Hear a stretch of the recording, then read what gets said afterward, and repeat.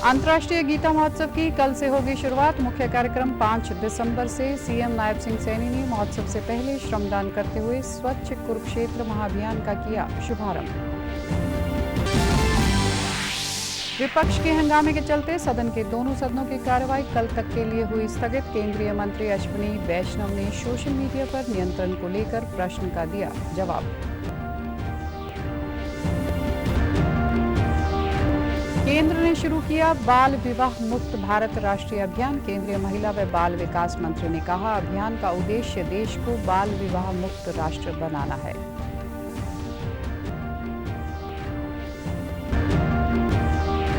और दिल्ली, एनसीआर और हरियाणा में प्रदूषण से राहत के साथ ही आज से खुले पहली कक्षा से 12वीं कक्षा तक के स्कूल। सुप्रीम कोर्ट ने कहा, अभी ग्रैब जार के नियम रहेंगे लागू।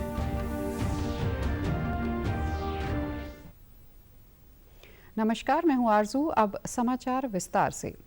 अंतर्राष्ट्रीय गीता महोत्सव की कल से शुरुआत होगी। मुख्य कार्यक्रम का शुभारंभ 5 दिसंबर से होगा। आयोजन को लेकर सभी तैयारियां पूरी कर ली गई हैं। मुख्यमंत्री नायब सिंह सैनी ने आज शहर के शेख चिल्ली मकबरे से स्वच्छ कुरुक्षेत्र महाअभियान का शुभारंभ किया। इस अवसर पर उन्होंने कहा कि अंतर्राष्ट्रीय गीता महोत्सव में देश विदेश से लाखों लोग पहुंचेंगे। महोत्सव में आने वाले लोग स्वच्छता और सुंदरता की यादों को साथ लेकर जाएं। इसी लक्ष्य को ध्यान में रखकर गीता स्थली को स्वच्छ व सुंदर बनाना है।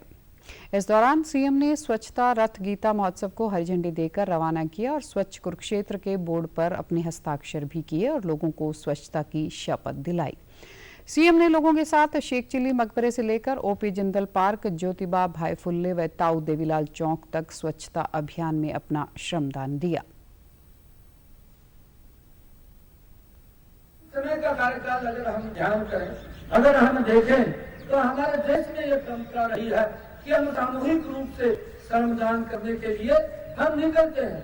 जब हम देखते हैं कि पुराने जमाने की अगर हम बात करें, धर्मशालाएं बनती थी तो इकट्ठे होकर के लोग धर्मशाला का निर्माण करते थे, और अगर मंदिर का निर्माण करना तो सभी मिलकर के मंदिर का निर्माण भी करते थे। सभी लोग मिलकर के उसके अंदर अपना श्रमदान आकर के करते थे।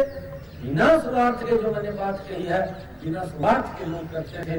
परंतु आज हमें मिलकर के फिर इस अभियान को आगे बढ़ाने की आवश्यकता है। आज स्वच्छता को लेकर के हम सब की जिम्मेवारी है। उन्होंने कहा कि यह प्रदेश अब 3 गुना गति से तरक्की करेगा। सबसे पहले हरियाणा को पूर्णतः स्वच्छ बनाना है। सभी यूएलबी में कर्मचारियों की कमी को दूर किया जा रहा है। स्वच्छ भारत मिशन के तहत ग्रामीण क्षेत्रों में अब तक 7,75,810 व्यक्तिगत शौचालयों व 6,000 से अधिक सामुदायिक स्वच्छ परिसरों का निर्माण किया गया है। मुख्यमंत्री ने कहा कि प्रदेश के 17 शहरी स्थानीय निकायों को ओडीएफ, 59 निकायों को ओडीएफ प्लस तथा 2 निकायों को वाटर प्लस के रूप में प्रमाणित किया गया है। या हमारे नगर परिषद है या हमारे नगर निगम है, और उसके साथ साथ हमारे पंचायत के जो संसाधन है, पंचायतों के अंदर भी हमने स्वच्छता के लिए वहां पर भी लोगों को अपॉइंट किया हुआ है। नगर पालिकाओं में भी आवश्यकता जितनी वहां पर है उतने लोगों को वहां लगाया हुआ है। परंतु अब हमने इसको अभियान के रूप में लेकर पूरे हरियाणा को स्वच्छ करना है। इसकी हमारी भी नजर रहेगी। हम देखते रहेंगे कहाँ पर लोगों की शिकायतें आती है। परंतु मैं ये हरियाणा प्रदेश के लोगों से ये आग्रह करना चाहूंगा कि स्वच्छता के अंदर आप आगे आकर के सहयोग करें। संसद के चल रहे शीतकालीन सत्र के दौरान आज दोनों सदनों लोकसभा व राज्यसभा की कार्रवाई कल तक के लिए स्थगित हो गई है। इससे पहले विपक्ष ने दोनों ही सदनों में जोरदार हंगामा किया, जिसके चलते सदन की कार्रवाई बार बार बाधित हुई। अडानी व संबल मुद्दे को लेकर विपक्ष चर्चा पर अड़ा रहा। राज्यसभा के सभापति व लोकसभा स्पीकर ने विपक्ष को सदन की मर्यादा के तहत कार्रवाई का आश्वासन दिया, लेकिन विपक्षी अपनी मांग पर अड़ा रहा। सूचना और प्रसारण मंत्री अश्विनी वैष्णव ने लोकसभा में पूरक प्रश्नों का उत्तर देते हुए कहा कि सोशल मीडिया पर अश्लील सामग्री पर अंकुश लगाने के लिए मौजूदा कानूनों को और अधिक सख्त बनाने की जरूरत है। सोशल मीडिया प्रेस की स्वतंत्रता का बहुत बड़ा माध्यम है, लेकिन साथ ही सोशल मीडिया में संपादकीय अंकुश की कमी के कारण अश्लील सामग्री का प्रसारण भी होता है। ओटीटी मंच की सामग्री पर उन्होंने कहा कि हमारे देश की और जिन देशों से ऐसे सोशल मीडिया आए हैं उनकी संस्कृति में बहुत अंतर है। संसद की संबंधित स्थायी समिति को इस मुद्दे पर विचार करना चाहिए और कड़े कानून बनाने चाहिए। सरकार ने सूचना प्रौद्योगिकी नियम 2021 अधिसूचित किए हैं, जिनमें ओटीटी मंचों के प्रसारकों के लिए आचार संहिता निर्धारित की गई है। जो पुराने कई इंस्टीट्यूशंस थे, डेमोक्रेटिक इंस्टीट्यूशंस, और जो एक प्रेस का एक प्रकार था, जिस प्रकार से एडिटोरियल कंटेंट होता था, एडिटोरियल चेक होता था, कोई भी चीज़ छप रही है वो सही है गलत है, उसके बारे में पूरा एक निर्णय लेके मीडिया के अंदर लाया जाता था। दो एडिटोरियल चेक आज खत्म हो गया है। उस एडिटोरियल चेक के खत्म होने के कारण आज सोशल मीडिया एक तरफ से फ्रीडम ऑफ प्रेस का एक बहुत बड़ा माध्यम है, लेकिन साथ ही साथ दूसरी तरफ एक अनकंट्रोल्ड एक्सप्रेशन, जिसमें कई तरह के वल्गर कंटेंट वगैरह भी आते हैं। केंद्र सरकार ने आज नई दिल्ली में बाल विवाह मुक्त भारत राष्ट्रीय अभियान की शुरुआत की। इस अभियान का मुख्य उद्देश्य देश को बाल विवाह मुक्त राष्ट्र बनाना है। केंद्रीय महिला व बाल विकास मंत्री अन्नपूर्णा देवी ने अभियान का शुभारंभ करते हुए कहा कि सरकार ने 130 जिलों की पहचान की है, जहां इस अभियान को मुख्य तौर पर चलाया जाएगा। उन्होंने कहा कि बाल विवाह न केवल एक अपराध है, बल्कि मानव अधिकारों का उल्लंघन भी है। उन्होंने कहा कि बाल विवाह मुक्त भारत अभियान केवल 10 और 15 दिन का आयोजन नहीं है, बल्कि यह एक निरंतर प्रयास है। यह देश के बाल विवाह की बुराई से मुक्त नहीं होने तक जारी रहेगा। कार्यक्रम के दौरान अन्नपूर्णा देवी ने बाल विवाह मुक्त भारत पोर्टल का भी अनावरण किया। इन ऑनलाइन प्लेटफॉर्म को जागरूकता बढ़ाने, बाल विवाह को रोकने और बाल विवाह की घटनाओं को दर्ज कराने के अभियान के लिए विकसित किया गया है। भी बताते हैं कि एक साल में लगभग 2 लाख से ज्यादा बाल विवाहों को रोका भी गया है। इसके साथ साथ संयुक्त राष्ट्र की हालिया रिपोर्ट में भी कहा गया है कि वैश्विक स्तर पर बाल विवाह दरों में सबसे महत्वपूर्ण गिरावट दक्षिण एशियाई देशों में देखी गई है, जिसमें भारत का महत्वपूर्ण योगदान भी है। सामाजिक संगठन, सिविल सोसाइटी द्वारा भी बाल विवाह रोकने की दिशा में सराहनीय कार्य किए जा रहे हैं। 24-25 के वित्तीय वर्ष में अगर हम देखें तो जिस तरह से एक ऐतिहासिक निर्णय जेंडर बजट को बढ़ावा देकर माननीय प्रधानमंत्री जी के नेतृत्व में हुआ है। दिल्ली एनसीआर सहित हरियाणा में आज से पहली कक्षा से लेकर 12वीं कक्षा के स्कूल खुल गए हैं। सुप्रीम कोर्ट के निर्देश के बाद वायु गुणवत्ता प्रबंधन आयोग ने सभी कक्षाओं को ऑनलाइन से हटाकर हाइब्रिड मोड पर करने की इजाजत दे दी है। इसके बाद बच्चे ऑनलाइन और ऑफलाइन दोनों तरीके से पढ़ाई कर सकेंगे। वहीं सुप्रीम कोर्ट ने दिल्ली में लागू ग्रैप 4 के अन्य नियमों में फिलहाल कोई छूट नहीं दी है। कोर्ट का कहना है कि जब तक AQI घटता हुआ नहीं पाया जाता, तब तक ग्रैप 4 के तहत निर्दोषों का सख्ती से पालन करना होगा। दिल्ली एनसीआर में प्रदूषण बेहद खराब स्थिति में बना हुआ है। दिल्ली में आज सुबह AQI सबसे अधिक शादीपुर में 375 दर्ज किया गया। वहीं हरियाणा शिक्षा विभाग ने सभी उपायुक्तों को छुट्टी करने को लेकर दिया अधिकार भी वापस ले लिया है। कल हरियाणा में बहादुरगढ़ की हवा खराब श्रेणी में रही, जहां AQI 315 रहा। वहीं गुरुग्राम, बल्लभगढ़, फरीदाबाद और सोनीपत में AQI 300 से नीचे आ गया है। प्रधानमंत्री नरेंद्र मोदी ने देश की सुरक्षा को चुनौती देने वाले किसी भी आतंकी संगठन को मुंहतोड़ जवाब देने के भारत के संकल्प पर बल दिया है। वे कल नई दिल्ली में सर्वोच्च न्यायालय में संविधान दिवस समारोह को संबोधित कर रहे थे। इस दौरान उन्होंने कहा कि भारत आज जब लोकतंत्र के इस महत्वपूर्ण पर्व को मना रहा है, उसी दिन मुंबई में हुए आतंकी हमले की बरसी भी है। उन्होंने इस हमले में जान गंवाने वालों को श्रद्धांजलि दी।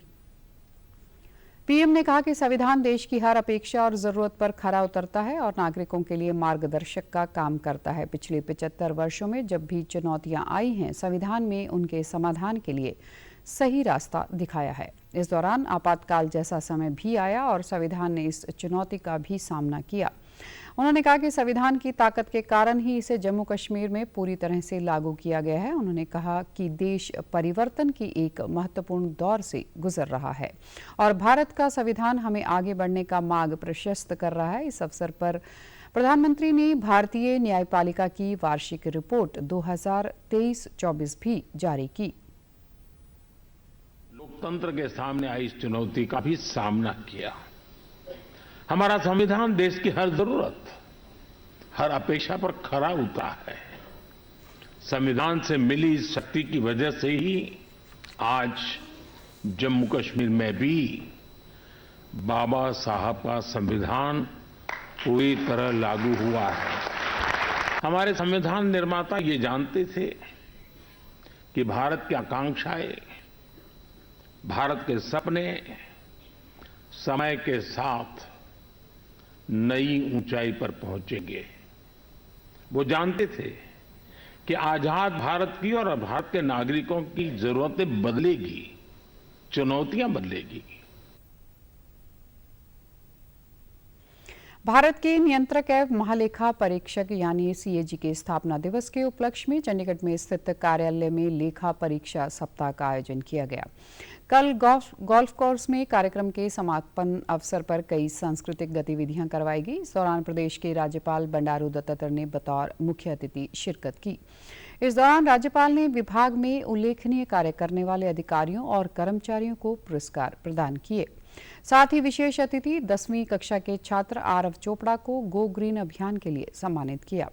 कार्यक्रम में संबोधन के दौरान उन्होंने ऑडिट में एआई और बिग डेटा एनालिसिस जैसी नवीनतम तकनीकों को अपनाने पर प्रसन्नता व्यक्त की। राज्यपाल ने सभी हितधारकों से ऑडिट को दोष खोज अभ्यास के बजाय सुधार और परिवर्तन के लिए एक प्रतिक्रिया तंत्र के रूप में देखने का भी आग्रह किया। उसको मैं आप सबको धन्यवाद देना चाहता हूँ। जैसा आपने कहा था, सत्यनिष्ठा से मन में जो भी रहता है वो सही लिखना, सही बोलना, सच्चाई को बताना भी एक हिम्मत होना चाहिए। सब लोग बता नहीं सकते सच्चाई,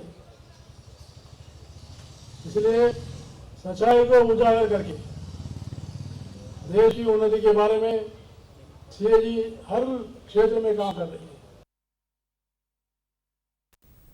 इस बार चंडीगढ़ में लेखा परीक्षा सप्ताह के दौरान वॉकथॉन, मैराथन विभागों के साथ कार्यशालाएं और पेंशन अदालतें जैसी कई कार्यक्रम भी आयोजित किए गए।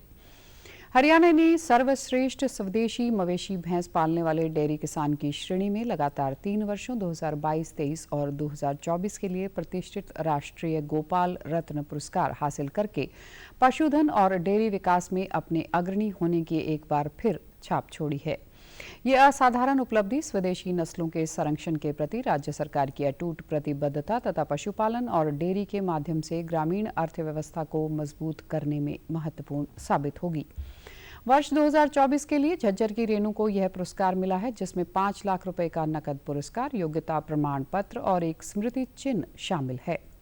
नई दिल्ली में कल राष्ट्रीय दुग्ध दिवस समारोह के अवसर पर आयोजित कार्यक्रम में केंद्रीय पशुपालन, डेयरी और मत्स्य पालन मंत्री राजीव रंजन सिंह ने उन्हें यह पुरस्कार प्रदान किया। उन्होंने कहा कि भारत दूध उत्पादन में विश्व भर में पहले नंबर पर है। में नंबर 1 है सबसे ज्यादा विश्व में। अगर दूध उत्पादन कहीं होता है तो हमारे देश में होता है। हमारा प्रतिवर्ष जो दूध उत्पादन का दर है वो 6% प्रति वर्ष की दर से हम आगे बढ़ते हैं। गौरतलब है कि 2023 में करनाल के राम सिंह को और 2022 में फतेहाबाद के जितेंद्र सिंह को राष्ट्रीय गोपाल रत्न पुरस्कार प्रदान किया गया था। प्रदेश के पशुपालकों को मिल रही यह निरंतर उपलब्धि पशुधन और डेयरी क्षेत्र के विकास के लिए हरियाणा के नेतृत्व और प्रतिबद्धता को उजागर करती है। मुख्य सचिव डॉक्टर विवेक जोशी की अध्यक्षता वाली हरियाणा गवर्निंग कमेटी ने सतत विकास के लिए हरियाणा स्वच्छ वायु परियोजना की विस्तृत परियोजना रिपोर्ट के मसौदे को मंजूरी दे दी है।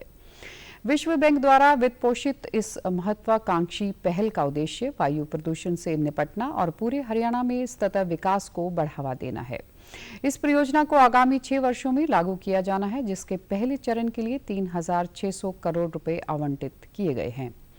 इस परियोजना में कई क्षेत्रों में उत्सर्जन से निपटने के लिए चरणबद्ध दृष्टिकोण अपनाया गया है। पहले चरण में गुरुग्राम और फरीदाबाद पर ध्यान केंद्रित किया जाएगा, जिसमें संस्थागत सुदृढ़ीकरण, कृषि और घरेलू उत्सर्जन को लक्षित किया जाएगा। कृषि और घरेलू क्षेत्रों में प्रदूषण को कम करने के उद्देश्य से प्रस्तावित हस्तक्षेपों को लागू करने के लिए प्रदेश भर में प्राथमिकता वाले समूहों की पहचान की जाएगी। बैठक के दौरान मुख्य सचिव ने परियोजना की सफलता सुनिश्चित करने के लिए अंतर विभागीय समन्वय और समय पर निष्पादन के महत्व पर बल दिया। सतत विकास के लिए हरियाणा स्वच्छ वायु परियोजना एक स्थायी भविष्य बनाने, वायु गुणवत्ता में सुधार करने और अन्य राज्यों के लिए एक मानदंड स्थापित करने की दिशा में एक महत्वपूर्ण कदम है। पर्यावरण, वन और वन्य जीव विभाग के अतिरिक्त मुख्य सचिव आनंद मोहन शरण ने बैठक में बताया कि परियोजना रिपोर्ट तैयार करने के दौरान प्रत्येक संबंधित विभाग के वरिष्ठ अधिकारियों के साथ विस्तृत चर्चा की गई। सहकारिता मंत्री डॉक्टर अरविंद शर्मा ने कल पानीपत के डाहर गांव में स्थित पानीपत सहकारी शुगर मिल में पिराई सत्र का शुभारंभ किया। इस मौके पर उन्होंने कहा कि आज का दिन किसानों के लिए खास है। किसानों को भाजपा सरकार ने आधुनिक शुगर मिल की जो सौगात दी है, उसके परिणाम भी सार्थक दिखाई दे रहे हैं। प्रदेश में यह पहली सरकार है जो किसानों को 24 फसलों पर न्यूनतम समर्थन मूल्य देकर उनके विकास में सहयोगी साबित हो रही है। उन्होंने कहा कि गन्ना उत्पादक किसानों को अब उनकी फसल का भुगतान और जल्दी किया जाएगा। साथ ही मंत्री ने मिल प्रबंधन को निर्देश दिए कि वे इस बात की निगरानी रखें कि कितनी बिजली व चीनी का उत्पादन मिल में हो रहा है। मुख्यमंत्री जी का भी, प्रधानमंत्री सभी का और मनोहर लाल जी का भी, सभी का इसमें मेन चीज़ ये है कि किसानों को किसी भी तरह की तकलीफ ना हो, उनकी गन्ना जब हम डालते हैं उस समय तकलीफ ना हो और उनकी पेमेंट में कोई तकलीफ ना हो। इस बात का पूरा ध्यान रखने की बात है। किसान किसी भी तरह से परेशान ना हो। हरियाणा देश का पहला राज्य है जो 400 रुपये के हिसाब से जो है, भाव के हिसाब से जो है गन्ने का भाव दे रहा है। पहला राज्य है, देश में सबसे ज़्यादा भाव हरियाणा के अंदर है। तो मैं उम्मीद करता हूँ किसान और शुगर मिल के अफसर साहिबान, कर्मचारी साहिबान सब मिलकर के एक ऐसा कोऑर्डिनेशन बने कि और ज़्यादा जो है इसमें विश्वास बने।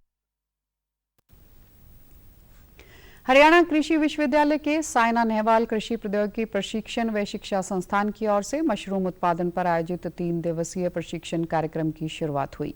इसमें प्रदेश के साथ साथ मध्य प्रदेश, राजस्थान, हिमाचल प्रदेश के लोग प्रशिक्षण के लिए भाग ले रहे हैं। संस्थान के सह निदेशक प्रशिक्षण डॉक्टर अशोक गोदारा ने बताया कि इस प्रशिक्षण कार्यक्रम में मशरूम उत्पादन तकनीक के बारे में विस्तार से बताया जाएगा। इस प्रशिक्षण में सफेद बटन मशरूम, ओयस्टर मशरूम, दूधिया मशरूम, शिटाके मशरूम, कीड़ा जड़ी मशरूम इत्यादि पर संपूर्ण जानकारी दी जाएगी। इसके अलावा मशरूम के मूल्य, संवर्धित उत्पादन तैयार करना व मार्केटिंग पर भी चर्चा होगी। यह प्रशिक्षण सत्र निःशुल्क होगा। प्रोडक्शन टेक्नोलॉजी के बारे में विस्तार से बताया जाएगा और इसमें जनरल कैटेगरी के जो कैंडिडेट्स हैं वो रहते हैं और इसके अलावा हम स्पेशलाइज्ड ट्रेनिंग भी अलग से भी करवा देते हैं जिसमें 5 दिन और 7 दिन का कोर्स भी रहता है। और ट्रेनिंग के बाद जितने भी हमारे प्रतिभागी आते हैं उनको एक सर्टिफिकेट हम यहाँ से देते हैं जिसके माध्यम से वो जो है अपना कोई व्यवसाय शुरू करना चाहे, अपना कोई बिजनेस शुरू करना चाहे मशरूम प्रोडक्शन से रिलेटेड, तो वो जो लोग हैं वो उसके माध्यम से सरकारी मदद या जो बैंक से लोन लेने में उनको सहायता मिलती है और ये उनके काम आता है। और ज़्यादातर लोग जो है किसान भाई आजकल इस ट्रेनिंग को लेने के लिए इसका रुझान काफ़ी रहता है। हर महीने ये 2 ट्रेनिंग हम यहाँ करवाते हैं सायना नेहवाल इंस्टीट्यूट के अंदर। विभिन्न राज्यों से प्रशिक्षण प्राप्त करने आए प्रतिभागियों ने बताया कि मशरूम उत्पादन आमदनी का एक बेहतर विकल्प है। मध्य प्रदेश से पहुंची पूनम कुशवाहा ने बताया कि पहले से ही मशरूम का उत्पादन करती आ रही हैं और उसके उत्पाद भी बनाकर बेच रही हैं। हिमाचल प्रदेश के पांवटा साहिब से पहुंचे शुभम ने कहा कि वे खेती में मशरूम को एक विकल्प के तौर पर शुरू करना चाहते हैं। वहीं भारतीय सेवा से सेवानिवृत्त राजस्थान के चूरू जिले से पहुंचे सुरेंद्र कुमार ने बताया कि नौकरी के साथ साथ भी यह व्यवसाय आसानी से किया जा सकता है।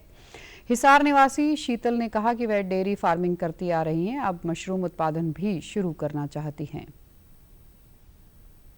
मशरूम, बटन मशरूम, इसकी क्वालिटी और प्रोटीन हर चीज़ इसमें मेंटेन होती है, इसलिए हम तो यही बोलेंगे कि हर फार्मर को मशरूम करना ही चाहिए। एक अच्छा स्रोत है, व्यवसाय है, इसलिए इसको करना ही चाहिए।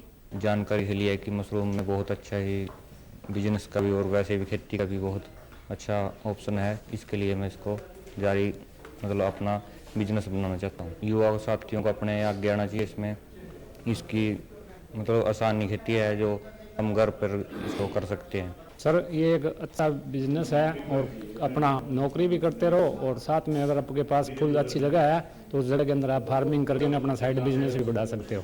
मैं इसको करना चाहती हूँ। हमने ऑलरेडी डेयरी फार्म कर रखा है, उसमें हमारे पास काफ़ी स्पेस है, तो मुझे लगा उसके साथ साथ लेबर भी है, हमारे पास स्पेस भी है, तो उसको यूटिलाइज करना चाहिए। एक तो ये खाने में इसकी न्यूट्रिशन वैल्यू काफ़ी होती है, तो वो भी बेनिफिशियरी है। लोगों को इसके बारे में अवेयरनेस नहीं है, भी ये खाने में काफ़ी हेल्थ बेनिफिट भी है। फरीदाबाद में मानव रचना विश्वविद्यालय में कल संविधान दिवस के अवसर पर आयोजित कार्यक्रम में शहरी व स्थानीय निकाय मंत्री विपुल गोयल ने शिरकत की। साथ ही उन्होंने आर्ट गैलरी में लॉ स्टूडेंट्स द्वारा लगाई गई प्रदर्शनी का भी अवलोकन किया। इस मौके पर कैबिनेट मंत्री ने कहा कि संविधान का हमारे देश में और जीवन में बड़ा महत्व है। संविधान की पालना करके हम अपने देश और प्रदेश को आगे ले जाने का काम कर सकते हैं। उन्होंने कहा कि सभी अवरोध दूर करके जल्दी ही प्रदेश में नगर निगम के चुनाव कराए जाएंगे।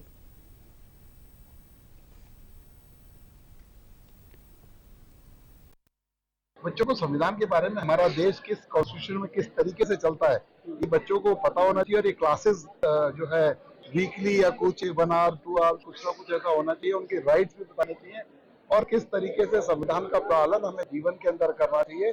तो ऐसा बच्चों को पता होगा तो मैं समझता हूँ अच्छे नागरिक बन सकेंगे और हमारा देश और प्रदेश बहुत अच्छी तरक्की भी कर सकेंगे। वहीं संविधान दिवस के मौके पर पलवल में संविधान पदयात्रा का आयोजन किया गया। नेताजी सुभाष चंद्र बोस इंडोर स्टेडियम में आयोजित कार्यक्रम में संबोधित करते हुए खेल राज्य मंत्री गौरव गौतम ने कहा कि संविधान ने देश को एक सूत्र में बांधने का कार्य किया है। भारतीय संविधान सिर्फ कानूनों का एक संग्रह नहीं है, यह भारत की आत्मा का प्रतिबिंब है। यह हमें अधिकार देता है कि उसके साथ साथ अपने कर्तव्य को भी याद दिलाता है। युवा पीढ़ी को संविधान के बारे में जागरूक होना चाहिए। राज्य मंत्री गौरव गौतम ने कार्यक्रम में मौजूद लोगों को संविधान की शपथ भी दिलाई।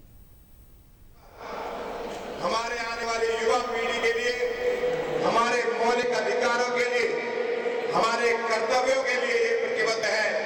ये देश संविधान के आधार पर चलता है। ये दुनिया का सबसे पहला ऐसा लिखित संविधान है। दुनिया का सबसे बड़ा लोकतंत्र है भारत, जहां पर ऐसा लिखित में संविधान है, जहां पर भारत संविधान के आधार पर चलता है। मुझे उम्मीद है कि आने वाले समय पर हमारे आने वाली पीढ़ी, आने वाले युवा इस संविधान के आधार पर इस संविधान को पढ़ते हुए, ये संविधान की ऐसी खूबसूरती है, पूरे देश को 140 करोड़ देशवासियों को एक सूत्र में बांधने का काम करता है। उधर रादौर के JMIT कॉलेज में कल जिला स्तरीय संविधान दिवस कार्यक्रम आयोजित किया गया, जिसमें कृषि व किसान कल्याण मंत्री श्याम सिंह राणा ने बतौर मुख्य अतिथि शिरकत की। इस मौके पर कृषि मंत्री ने कहा कि हम संविधान की रक्षा करेंगे तभी संविधान हमारी रक्षा करेगा। देश के हर जिले में संविधान दिवस मनाया गया ताकि आमजन अपने अधिकारों के प्रति जागरूक रहे।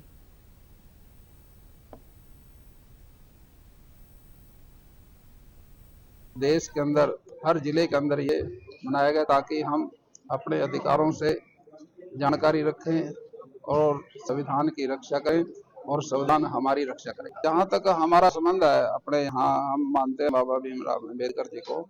हमने पूरी विधानसभा के अंदर, मैंने तो 75+ की बात करी, 100 अम्बेडकर बनाए। हम उनका सम्मान करते हैं और लोगों में जागृति भी पैदा करते हैं संविधान के प्रति। ऐसे महापुरुष जो हैं देश के लिए एक हमारे लिए मार्गदर्शन करते हैं, वो उनका विषय में मनाना चाहिए। डोपिंग रोधी एजेंसी नाडा ने टोक्यो ओलंपिक के कांस्य पदक विजेता बजरंग पूनिया को 4 साल के लिए निलंबित कर दिया है। निलंबन के बाद बजरंग किसी भी राष्ट्रीय और अंतर्राष्ट्रीय प्रतिस्पर्धी कुश्ती में नहीं ले पाएंगे हिस्सा। इसके अलावा विदेश की कोचिंग नौकरी के लिए आवेदन भी नहीं कर पाएंगे। खेल रत्न और अर्जुन अवार्ड से सम्मानित पहलवान बजरंग को 10 मार्च को डोप कंट्रोल अधिकारी को सैंपल नहीं देने का दोषी करार दिया गया है। नाडा के सुनवाई पैनल ने स्वीकार किया है कि बजरंग का आचरण जूनियर खिलाड़ियों के प्रति गलत उदाहरण पेश करने वाला है। साथ ही उनका आचरण नाडा के नियमों के खिलाफ है, जो खेल भावना का उल्लंघन करता है। इससे खेल की गरिमा प्रभावित होती है। 70 साल से अधिक आयु के बुजुर्गों के लिए आयुष्मान योजना में किए गए बदलाव के सकारात्मक परिणाम सामने आने लगे हैं। दिल की बीमारी से जूझ रहे रेवाड़ी जिले के गांव ततारपुर मुरार के रहने वाले करीब 75 वर्षीय रोहतास ने योजना का लाभ उठाते हुए 2 स्टंट डलवाए। निजी अस्पताल में बिना किसी खर्च के इलाज करवाकर वे अब स्वस्थ जीवन जी रहे हैं। लाभार्थी के बेटे इंद्रजीत ने आयुष्मान योजना का लाभ देने के लिए प्रधानमंत्री मोदी का आभार जताते हुए कहा कि इससे उनके परिवार के लोग बेहद खुश हैं।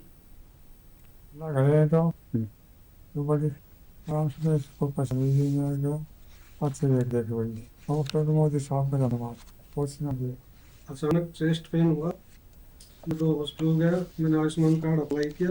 जैसे आयुष्मान कार्ड आया, मैं सीधा यदुवंशी हॉस्पिटल गया। पापा के यहाँ 2 स्टंट डले, जिसकी कोई कॉस्ट नहीं ली गई और बहुत अच्छी केयर की गई स्टाफ और डॉक्टर से दवा। हाँ, दिन में 2 विजिट 3 विजिट पर डे होती थी। स्टाफ का बिहेवियर बहुत अच्छा, किसी तरह का कोई अमाउंट नहीं लिया। उधर रोहतक के महम की कृष्णा देवी का भी आयुष्मान भारत योजना के तहत 1 सप्ताह पहले हृदय से संबंधित बीमारी इलाज हुआ। उन्होंने प्रधानमंत्री का आभार जताते हुए कहा कि उन्हें अपनी बीमारी के इलाज के कोई खर्च नहीं करना पड़ा, अब वे पहले से बेहतर हैं। मैं हार्ट की मरीज थी, 70 साल का ऊपर का, आयुष्मान कार्ड बन गया, मेरा छलिया गल गया, पर मैं बिल्कुल ठीक हूँ। भला मोदी का धन्यवाद हो। प्रधानमंत्री स्वनिधि योजना के विस्तार को लेकर स्वनिधि भी स्वाभिमान भी पखवाड़ा चलाया जा रहा है। इसके तहत रेहड़ी वालों को 5 विभागों की 8 योजनाओं का लाभ दिया जाएगा। कैथल में योजना के प्रभारी विशाल गुप्ता ने बताया कि इस योजना का उद्देश्य छोटे विक्रेताओं को आसान शर्तों पर आर्थिक सहायता प्रदान करना है, ताकि वे अपने कारोबार को बढ़ा सकें। इसके तहत पहले 10,000, फिर 20,000 और बाद में 50,000 तक का ऋण बिना किसी गारंटी के दिया जाता है। उन्होंने बताया कि पीएम स्वनिधि पोर्टल पर इसका आवेदन किया जा सकता है। कैथल में अब तक 5,124 रेहड़ी वालों को ऋण दिया जा चुका है। 10,000 वाले लोन के 5,124 बंदों को 10,000 का लोन मिल चुका है। 20,000 के लिए 1100 लोगों को 20,000 का लोन मिल चुका है और 50,000 का लोन 250 लोगों को मिल चुका है। सर, इस योजना के साथ लोग ज्यादा से ज्यादा बैंक के साथ जुड़कर डिजिटल लेन देन के साथ स्मार्ट बन रहे हैं और इस योजना का पूर्ण लाभ ले रहे हैं। और जो स्ट्रीट वेंडर्स हैं इस योजना से वो खुश हैं। ये जो स्ट्रीट वेंडर योजना है, ये बिल्कुल एक आम बंदे के लिए, जिनको कहीं से भी कोई पैसे का लाभ नहीं मिलता या किसी कारणवश से वो पैसे के कारण अपना काम नहीं शुरू कर सकते, उनके लिए ये जो योजना बहुत बढ़िया है और वे पूरी तरह से इसका लाभ ले रहे हैं और वो खुश हैं इस योजना से। वहीं योजना के लाभार्थियों ने कहा कि प्रधानमंत्री नरेंद्र मोदी द्वारा चलाई गई इस योजना का लाभ उठाकर उन्होंने अपने काम को बढ़ाया और अच्छी आमदनी कमाकर परिवार का पालन पोषण अच्छे ढंग से कर पा रहे हैं। इसके लिए वे प्रधानमंत्री के आभारी हैं। के पास चाय की रेहड़ी लगाता हूँ कई सालों से।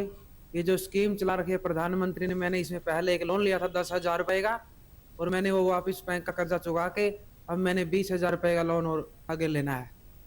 और ये गरीबों के लिए बहुत बढ़िया है। प्रधानमंत्री जी का इसमें धन्यवाद है। बहुत ही 10 का भर से आप 20 का ले सकते हो, 20 का भर 50 का ले सकते हो। ये मुहिम बहुत ही अच्छी चलाई है प्रधानमंत्री ने, हम उनका बहुत तहे दिल से धन्यवाद करते हैं। और ये बहुत ही सभी के लिए बहुत वो अच्छा काम है, यानी बंदा अपना काम बिजनेस कर सकता है।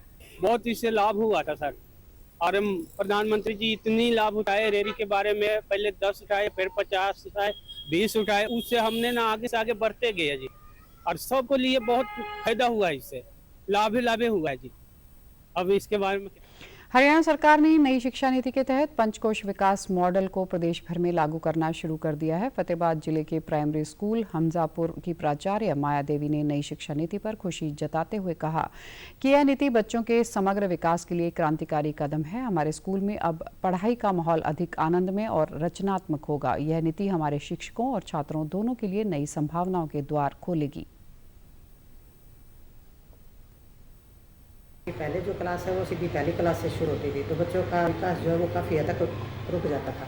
अब जो बाल वाटिका क्लास आपने स्टार्ट किया थी, इसके अंदर बच्चों को जो शिक्षा है वो खेल खेल के ऊपर और इस आधार पे दी जाती है। नया सिलेबस भी इसका आएगा, पंचकोश मॉडल अगर सरकार लागू करने जा रही है तो उसके अब जैसे जैसे आगे आगे इस चीज़ की ट्रेनिंग होगी और टीचरों को अटेंड करने के बाद हम उसको अच्छी तरह से लागू करने की कोशिश करेंगे। और आज तक जो है जिस हिसाब से हमें जो सिलेबस मिला हुआ है या बच्चों की जो शिक्षा नीति के तहत जो जो बातें हमें बताई गई है उसको हम बच्चों के स्तर पर लागू करते हैं। अध्यापक भी पिछले दिनों में हमारी ट्रेनिंग हुई है फलन की 5 दिन की हुई है और सरकार ने आगे भी एजेंडा बनाया अभी 15 दिन की ट्रेनिंग होगी जो मॉडल सरस्वती स्कूल है।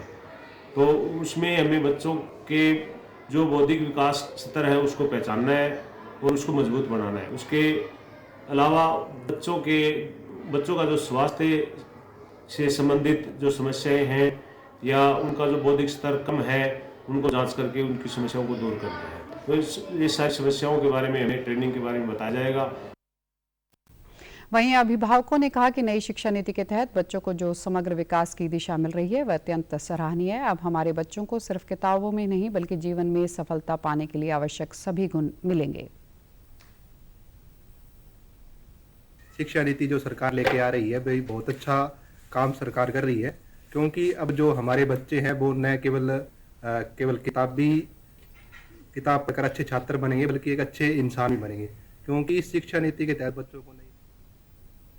समाचारों में आज इतना ही। नमस्कार।